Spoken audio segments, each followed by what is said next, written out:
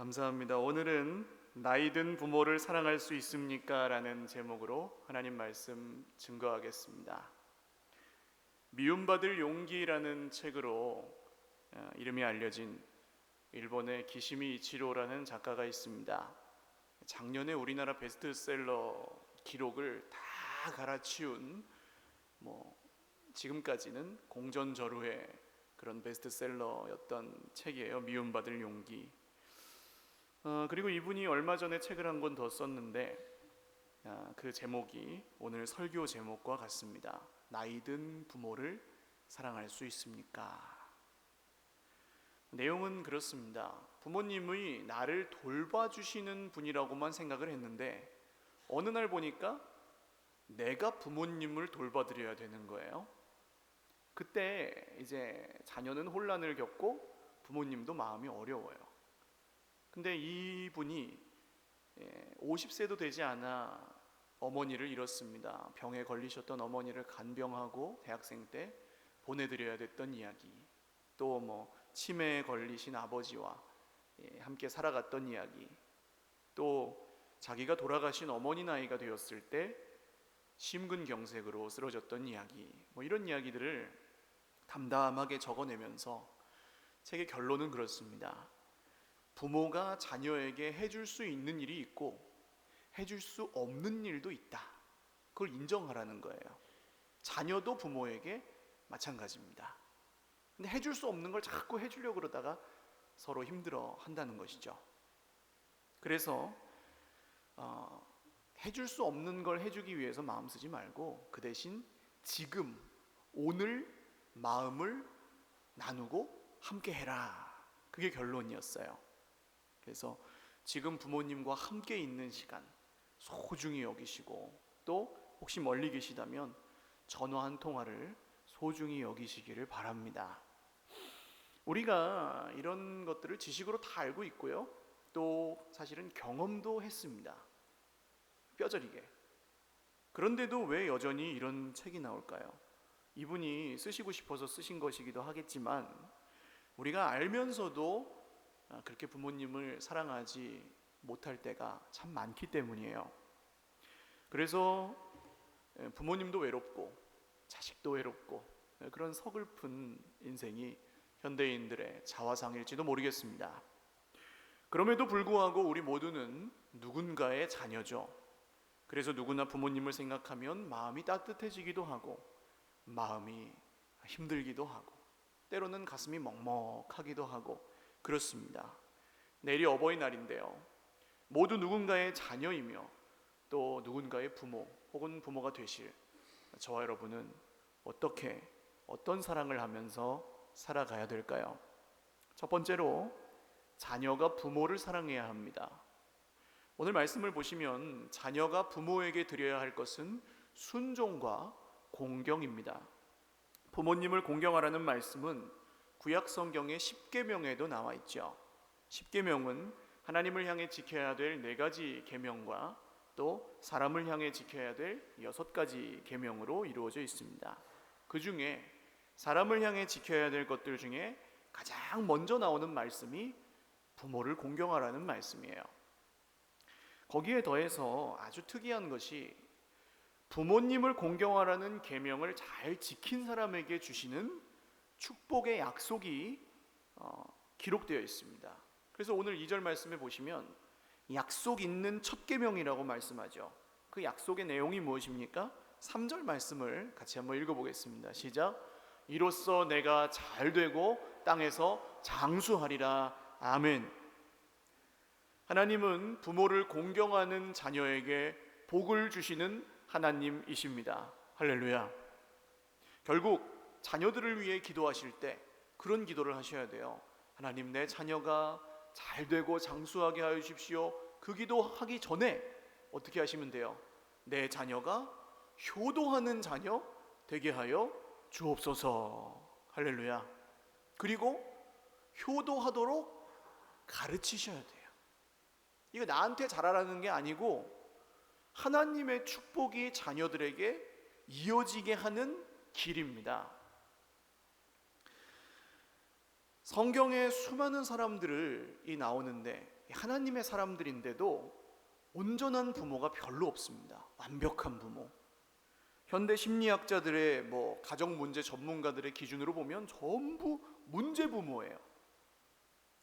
이삭과 리브가라는 사람들이 구약 성경에 나오죠. 아브라함의 아들인데 이 사람들은 자기 자녀인 에서와 야곱을 편애했습니다. 아버지는 에서를 좋아하고 엄마는 야곱을 좋아했어요.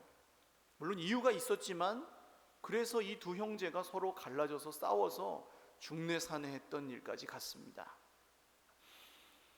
또 야곱은 죽을지도 모르는 상황에 자기 자녀들과 처자식들을 그러니까 먼저 보냈는데 그것도 차별을 해요. 자기가 좀 덜 좋아하는 처자식들은 먼저 보내고 자기가 사랑하는 처자식들은 나중에 보내고 자기가 맨 끝에 가요. 이렇게 보고 배운 거겠죠.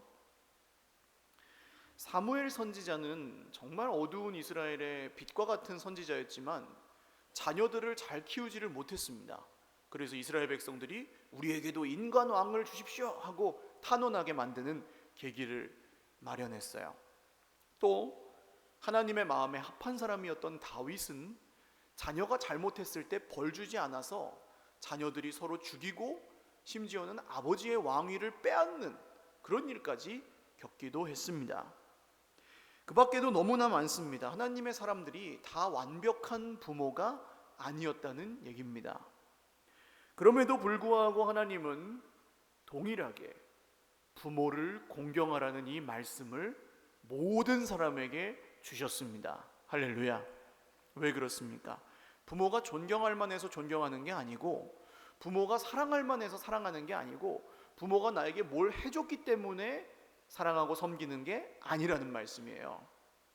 부모님이 아무리 연세가 드셔도 편찮으셔도 혹은 자녀와 성격이 다르고 생각이 달라도 실수를 하셔도 고집을 부리셔도 부모님을 공경하고 사랑하라는 말씀이 하나님의 명령입니다. 할렐루야. 왜 그렇습니까? 하나님이 나에게 생명을 주시는데 그 방법이 한 가지예요. 부모님을 통해서 내게 생명을 주셨습니다. 그 어느 누구도 이 원리에서 벗어나는 사람이 없습니다. 물론 너무 힘든 인생 가운데 태어나게 하신 부모님마저 원망하는 그런 분들도 간혹 있습니다. 형편이 어려운 가정에서 수많은 상처와 아픔을 갖고 자란 분도 계실 수 있습니다. 그러나 예수님을 만나면 결국 우리가 부모님을 사랑하고 공경해야 될 분이라는 것을 믿게 하시고 그 모든 상처와 아픔도 치유하시는 줄 믿으시기를 바랍니다. 때로는 정말 힘겹게 부모님을 모시는 자녀분들도 봅니다. 우리 교회에도 좀 계세요. 병을 앓고 계시든지 또 형편이 안 돼서 못 모시든지 멀리 계시든지 여러 가지 이유로 힘겹게 모시고 계시는 분들이 계시는데 하나님께서 결코 그 힘겨운 효도를 우리가 할 때에 헛되게 하지 않으시는 줄 믿으시기를 바랍니다. 하나님은 부모를 공경하는 자녀에게 땅에서 잘 되고 장수하는 축복을 주시는 하나님이십니다. 부모님이 살아계시다면 이 말씀을 통해 복을 받는 저와 여러분 되시기를 주님의 이름으로 축원합니다. 또 부모님이 만약에 돌아가셨다면 이 말씀을 통해 내 마음속에 계신 부모님과의 관계가 회복되는 은혜가 있으시기를 바랍니다. 많은 분들이 그렇습니다. 생전에는 잘 못해드리다가 돌아가시고 나서 후회와 안타까움으로 뭘 드려요? 제사를 잘 모시잖아요. 무덤에 가서 부모님 묘소에 가서 막 울잖아요. 소용이 있습니까? 소용이 없어요. 그러나 여러분 기억하셔야 될 게 있습니다. 후회와 안타까움과 회환만 가지고 부모님을 생각하지 마시고 부모님에게 받은 상처와 아픔만 가지고 생각하지 마시고 부모님이 나를 낳으셨고 기르셨을 때 특별한 경우가 아니라면 하나님은 모든 부모에게 그런 마음을 주십니다. 자녀를 이렇게 안고 보면 기쁨이 있어요. 자녀를 낳아보신 분들은 다 아시죠? 자녀를 이렇게 안고 보면 피로회복제는 약국에 있는 게 아니고 집에 있습니다. 할렐루야. 이렇게 그냥 얼굴만 봐도 배가 부르고요. 저희 아버지가 계신데, 아버지가 회사 생활하실 때 퇴근하실 때마다 늘 손에는 저에게 줄 위인전 한 권, 혹은 장난감, 만화책, 이런 거를 자주 사갖고 오셨어요. 그러니까 저는 지금도 하나님 아버지를 사모하지만 그때부터 배운 거예요. 퇴근하실 아버지를 사모하며 기다렸습니다. 그리고 나서 이제 그렇게 보고 배운 제가 지금 저희 애들한테 그러고 있어요. 돈이 없어도 뭘 들고 가게 되더라고요. 여러분, 우리 아버지 어머니는 돌아가셨을지라도 생전에 내가 제사를 잘 모셔서 기뻐하시는 게 아니라 평생에 나라는 존재 때문에 기뻐하신 분들임을 믿으시기를 바랍니다. 그러니까 부모는 자녀가 있다는 것만으로도 기뻐하시는 거죠. 내가 잘해드려서 기뻐하는 게 아니라 내 부모님은 그분들이 내 부모님이라는 사실만으로도 기뻐하신 분이라는 사실을 믿으시기를 바랍니다. 다 표현을 못하셨을 수도 있지만 하나님은 어느 부모든지 그 기쁨을 누리고 느끼게 하시는 분이십니다. 모든 후회와 안타까움과 혹은 부모님과의 좋지 않은 기억들이 오늘 이 예배 가운데, 이 말씀 가운데 회복되고 치유되시기를 주님의 이름으로 축원합니다. 두 번째는 부모님 스스로가 당신을 사랑하셔야 됩니다. 이건 무슨 얘기일까요? 부모님들은 믿는 부모님이나 믿지 않는 부모님이나 다 똑같이 희생하고 헌신하는 건 아주 기가 막히게 잘하세요. 그런데 자기 자신을, 당신을 아끼시는 건 잘 못하세요. 제가 좋아하는 시인데요, 5월에는 제가 늘 읽어드리는 시예요. 심순덕 시인의 엄마는 그래도 되는 줄 알았습니다 라는 이 시가 좀 잘 말해줘요. 한번 제가 읽어드리겠습니다. 엄마는 그래도 되는 줄 알았습니다. 심순덕. 엄마는 그래도 되는 줄 알았습니다. 하루 종일 밭에서 죽어라 힘들게 일해도. 엄마는 그래도 되는 줄 알았습니다. 찬밥 한 덩이로 대충 부뚜막에 앉아 점심을 때워도. 엄마는 그래도 되는 줄 알았습니다. 한겨울 냇물에서 맨손으로 빨래를 방망이질 해도. 엄마는 그래도 되는 줄 알았습니다. 배부르다 생각 없다 식구들 다 먹이고 굶어도. 엄마는 그래도 되는 줄 알았습니다. 발 뒤꿈치 다 해져 이불이 소리를 내도. 엄마는 그래도 되는 줄 알았습니다. 손톱이 깎을 수조차 없이 닳고 문드러져도. 엄마는 그래도 되는 줄 알았습니다. 아버지가 화내고 자식들이 속 썩여도 끄떡없는. 엄마는 그래도 되는 줄 알았습니다. 외할머니 보고 싶다, 외할머니 보고 싶다. 그것이 그냥 넋두리인 줄만. 한밤중 자다 깨어 방구석에서 한없이 소리 죽여 울던 엄마를 본 후론 엄마는 그러면 안 되는 것이었습니다. 엄마 생각나시죠? 이 시는 진리를 담고 있습니다. 엄마는 그러시면 안 됩니다. 엄마는 자기 자신을 더 사랑하셔야 돼요. 할렐루야. 아버지들이 섭섭하실 수 있으니까 아버지의 등이라는 시도 한번 읽어드리겠습니다. 아버지의 등, 하청호. 아버지의 등에서는 늘 땀 냄새가 났다. 내가 아플 때도, 할머니가 돌아가셨을 때도 어머니는 눈물을 흘렸지만 아버지는 울지 않고 등에서는 땀 냄새만 났다. 나는 이제야 알았다. 힘들고 슬픈 일이 있어도 아버지는 속으로 운다는 것을. 그 속 울음이 아버지 등에 땀인 것을. 땀 냄새가 속 울음인 것을. 아버지들은 속으로 울지만 마시고 자기 자신을 더 사랑하셔야 됩니다. 우리 모든 아버지 어머니들에게 한번 박수하겠습니다.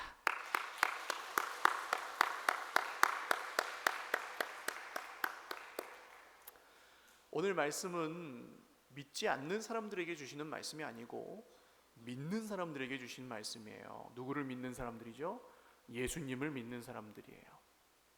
예수님을 믿는 사람은 모두 예수님의 피값으로 죄 용서함을 받고 구원을 얻었습니다. 모두 존귀한 분들이에요. 예수님을 믿지 않는 사람 중에, 믿는 사람 중에 당연히 희생하고 헌신해야 될 사람은 한 명도 없어요. 다 귀한 분들이에요. 옆에 분들 한번 보십시오. 지그시 한번 바라보시면서 알고 보니 귀한 분이셨군요. 한번 인사하십시오. 모르셨죠, 여러분? 귀한 분이래요, 성경이. 그렇다면 다른 사람을 사랑하는 것, 특히 자녀를 사랑하는 것만큼이나 자기 자신을 사랑하고 소중히 여기시기를 주님의 이름으로 축원합니다. 누구 안에서 해야 됩니까? 1절에 보시면 주 안에서. 할렐루야. 이 말씀은 결국 자녀에게만 주는 말씀이 아니고 부모에게도 동일하게 주시는 말씀입니다. 그 증거로 4절 말씀을 한번 같이 읽죠. 시작. 또 아비들아 너희 자녀를 노엽게 하지 말고 오직 주의 교훈과 훈계로 양육하라. 아멘. 효도하라는 말은 특히 우리나라에서는 귀에 못이 박히도록 들어온 말입니다. 이 기시미 이치로라는 이 책의 작가가 한국에 와서 강연을 했는데 한국 독자들이 저한테 와가지고 다 질문을 하더래요. 아버지 어머니를 잘 모시려면 어떻게 해야 됩니까? 효도를 하려면 어떻게 해야 됩니까? 자기가 일본에서는 한 번도 들어본 적이 없는 질문을 한국 사람들만 하더래요. 그래서 이상하게 여겨지더래요. 이 성경이 쓰여졌던 2000년 전에는 더 그랬습니다. 자녀가 부모에게 잘하는 건 중요해요. 그러나 부모가 자녀에게 어떻게 하는지는 별로 중요하지 않았어요. 그러나 성경은 다르게 말합니다.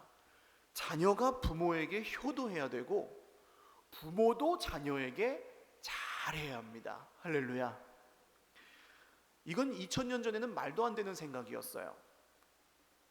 그 당시 자녀는 거의 부모의 소유물 취급을 받았고요, 또 부모의 다스림을 받는 존재였습니다. 그래서 이 말씀 다음에는 종과 상전에 대한 얘기가 나오는데, 종들은 상전이 보지 않아도 열심히 성실히 일을 해라, 상전은 포악으로 종들을 대하지 마라.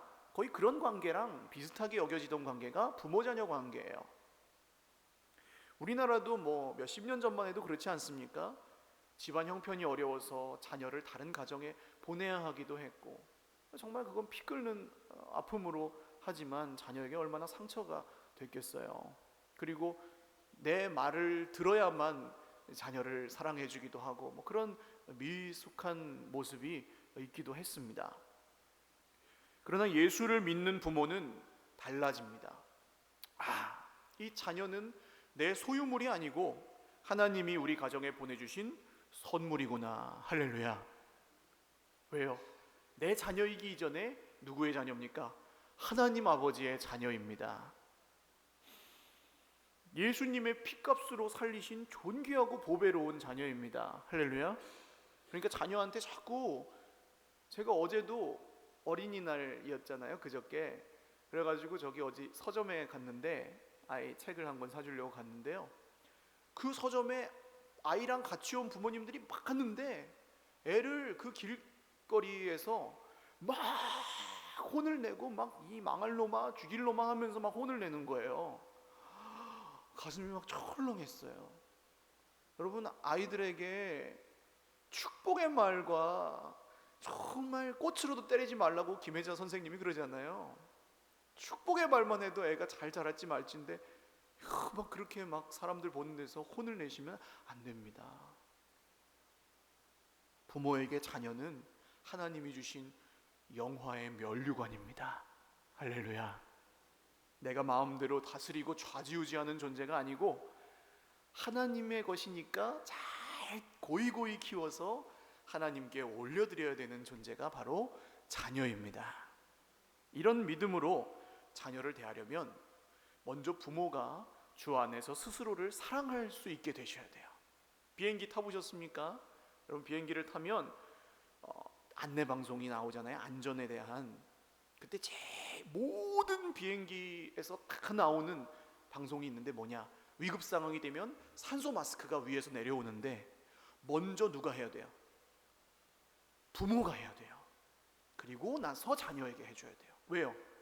사고가 나가지고 부모가 잘못되면은 자녀는 아무리 산소 마스크를 해도 안 돼요. 살 수가 없어요. 그래서 부모 먼저 살아야 자녀를 살릴 수 있습니다. 여러분, 그래서 부모가 자기를 사랑해야 되는 거예요. 삼성병원 정신과 원장을 지낸 유명한 의사인 이시영 박사의 말입니다. 나이가 들어갈수록 한번 읽어보실까요? 시작.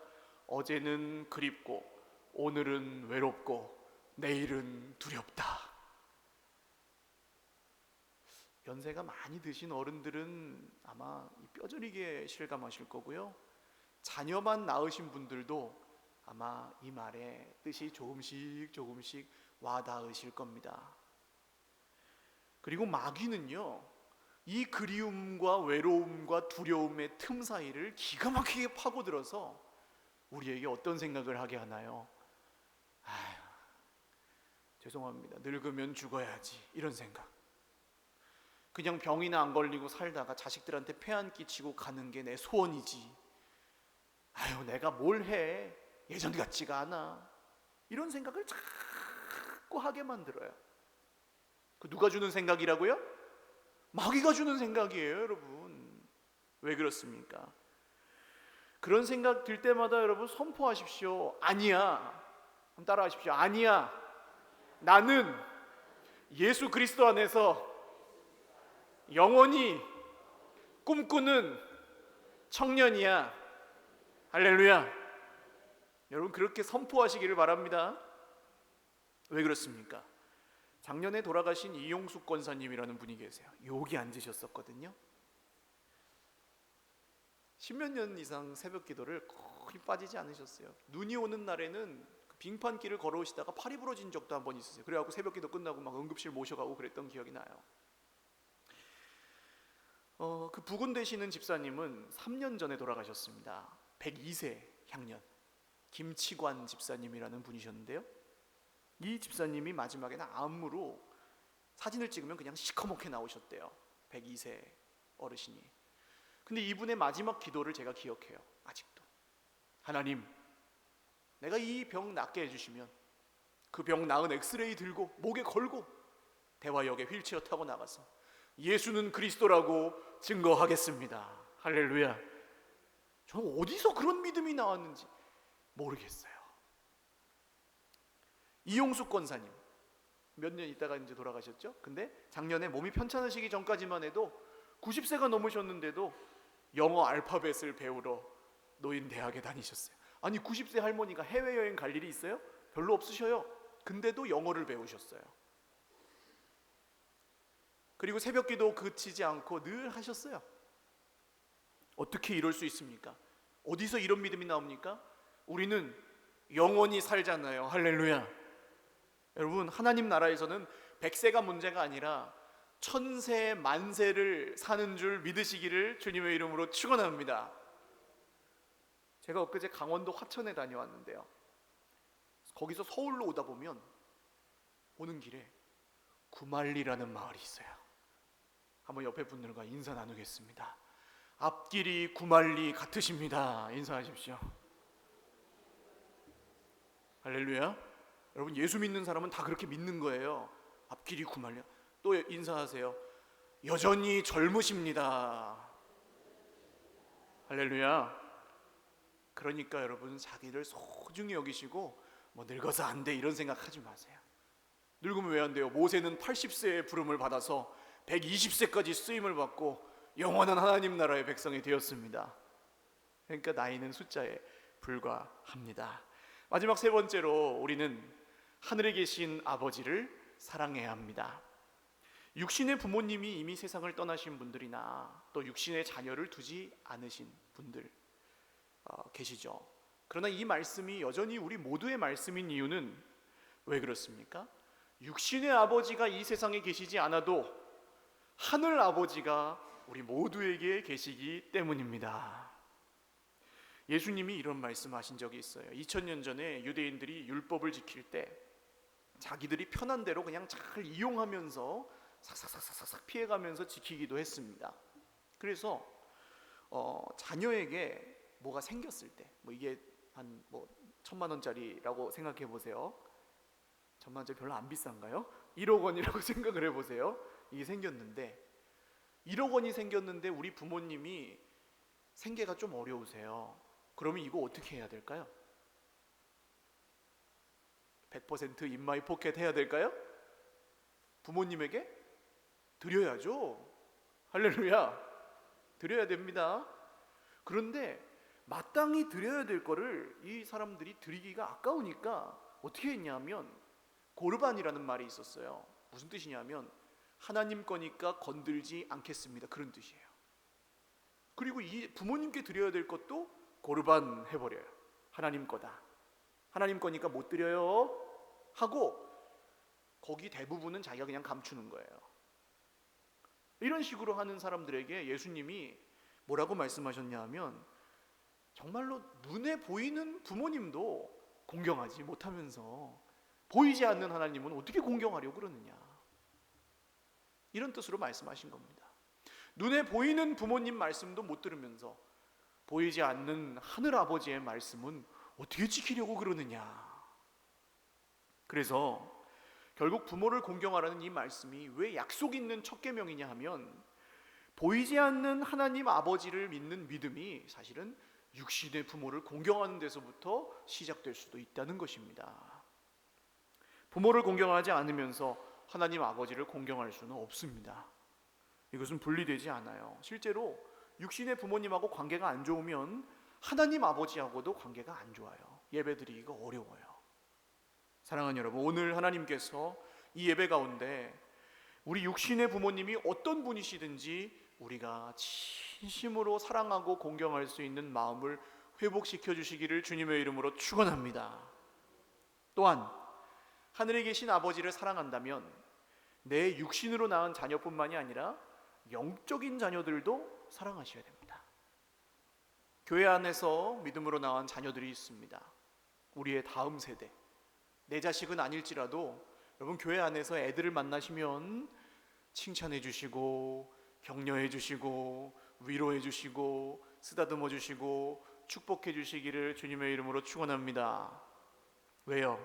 여러분 교회에서 애들을 소리 지르면서 혼내거나 하시면 안 돼요. 매를 아끼면 애를 버려, 그건 집에 가서 하셔야 되고요. 교회에서는 애들을 막 역정을 내시면서 혼내시면 안 돼요. 물론 위험한 일을 할 때는 제지를 해야 되겠지만 그런 게 아니라면, 여러분 애들은 성경을 배워서 믿음이 생기기도 하지만 나보다 먼저 예수님을 믿는 어른들이 나한테 어떻게 하는지를 보고 그걸 배웁니다. 말씀은 머리에 각인이 되지만 어른들이 나한테 어떻게 했는지는 영혼에 각인이 돼요. 제 후배 중에 하나가 교회에서 열심히 섬기다가 좀 안타까운 일이었지만 재수를 하게 됐습니다. 고3 때. 재수할 수도 있잖아요. 그럼 근데 그냥 믿음의 눈으로 보십시오. 하나님의 일을 하다가 공부 좀 덜해서 재수를 하는 게 낫습니까? 고3 때 뺑뺑 놀고 오락실 가다가 재수하는 게 낫습니까? 하나님이 일하다가 재수하는 게 낫잖아요. 할렐루야. 그럼 얘를 칭찬해 줘야죠. 야, 네가 그렇게 됐지만 내년에는 잘 될 거야. 내가 널 기도할게. 이렇게 해야 되는데 교회에서 살더니 쟤 하는 꼴 봐라, 이렇게 얼마나 상처를 받았는지 몰라요, 이 친구가. 물론 지금은 신앙생활 잘하고 있습니다만 대학도 나중에 갔고요. 애들을 흉을 보거나 험담을 하거나 이 상처를 주거나 하면 애들은 상처를 받아요. 무심코 던진 돌에 개구리는 맞아 죽습니다. 믿음이 있다고 해서 애들이 어른으로 생각하시면 안 돼요. 또한 이 원리는 영적인 자녀들, 내 옆에 있는 형제 자매들에게도 적용이 됩니다. 내가 전도해서 데려온 사람만 영적 자녀가 아니에요. 나보다 믿음이 연약한 사람은 다 내 자녀가 될 수 있어요. 물론 그분은 그렇게 생각 안 할 수도 있지만, 그러면 나를 힘들게 하는 사람, 나보다 믿음이 연약한 사람, 아직 내가 알고 있는 진리를 잘 모르는 사람 어떻게 하셔야 돼요? 야, 쟤는 저것도 모르냐? 사랑하시고 기다려 주셔야 됩니다. 할렐루야. 4절 다시 한번 읽죠. 시작. 또 아비들아, 너희 자녀를 노엽게 하지 말고 오직 주의 교훈과 훈계로 양육하라. 아멘. 노엽게 하지 말고, 싸우지 말고, 힘겨루게 하지 말고 말씀으로 잘할 수 있도록 도와주라는 말씀입니다. 사랑하는 여러분, 육신의 가족이 없는 분들도 우리 모두는 하나님의 가족, 하늘 가족입니다. 서로가 서로에게 부모요, 형제요, 자녀가 되셔서 끝날까지 영원토록 의지하고 사랑하는, 신뢰하는 정말 진정한 가족이 되실 수 있기를 주님의 이름으로 축원합니다. 말씀을 맺겠습니다. 오진우 씨라고 오보승이라는 이름도 가끔 쓰시고 하는 어른이, 동네 어른이 계세요. 이분을 제가 알게 된 건 한 5년 가까이 된 것 같아요. 이제 이분이 처음에는 그냥 늘 술술술술술 집이 있으셨어요, 그분은. 근데 늘 술이에요. 그래가지고 저만 딱 보면 목사님 기도해 주세요. 그러고 오세요. 그리고 탁 기도 받으시고 가세요. 가끔 교회도 오셨어요, 놀러.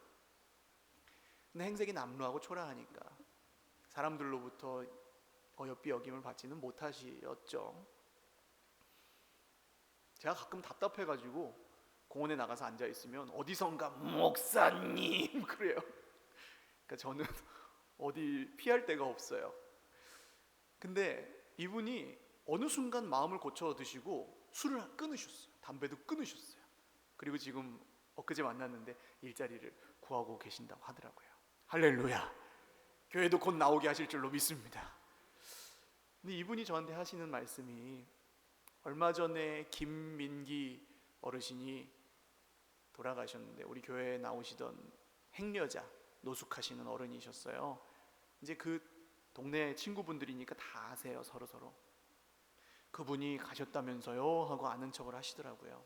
네, 아드님들이 연락이 닿지 않고 해서 쓸쓸하긴 했지만 교회에서 장례하고 그리고 화장하고 그랬습니다. 그렇구나 하고 막 이제 또 당신 관점에서 술을 끊었어야 되는 건데, 친구를 만나지 말았어야 되는 건데, 막 또 말씀을 하시고 약을 잘 먹었어야 되는 건데 하면서 또 이해하세요. 집이 없으면 그게 잘 안 돼 하고 그렇게 이야기를 나누고 가셨어요. 제가 뭘 느꼈냐 하면, 여러분, 우리가 살아가는 게 서로 충분하지 않습니다. 부족해요. 전부 다 해줄 수는 없어요, 서로에게.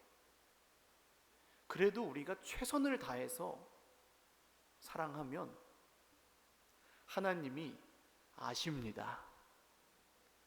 그리고 동네 사람들도 압니다. 그분이 와서 광고를 듣고 안 게 아니잖아요. 우리 교회에서 몇몇 분이 그래도 그분을 기억하는 분들이 가서 정말 이름도 없이 빛도 없이 장례 아무 예식도 없이 가시는 분의 마지막을 잠깐이지만 자리를 지켰어요. 그걸 보고 그분은 우리를 예수 믿는 사람이라고 하는 겁니다. 사랑하는 여러분, 오늘 육신의 부모님, 그리고 내 소중한 자녀, 내 형제 자매들, 그리고 양옆에 계신 우리 하늘 가족들 모두 주님이 명령하신 이 사랑과 공경함으로 섬기시기를 주님의 이름으로 축원합니다. 같이 기도하겠습니다. 우리 가정을 위해서 한번 기도하겠습니다. 우리 가정, 하나님, 오늘 이런저런 어려움이 있습니다. 우리 부모님에게 이런 어려움이 있고 우리 자녀들에게 이런 아픔이 있습니다. 특별히 믿음 안에 하나 되지 못한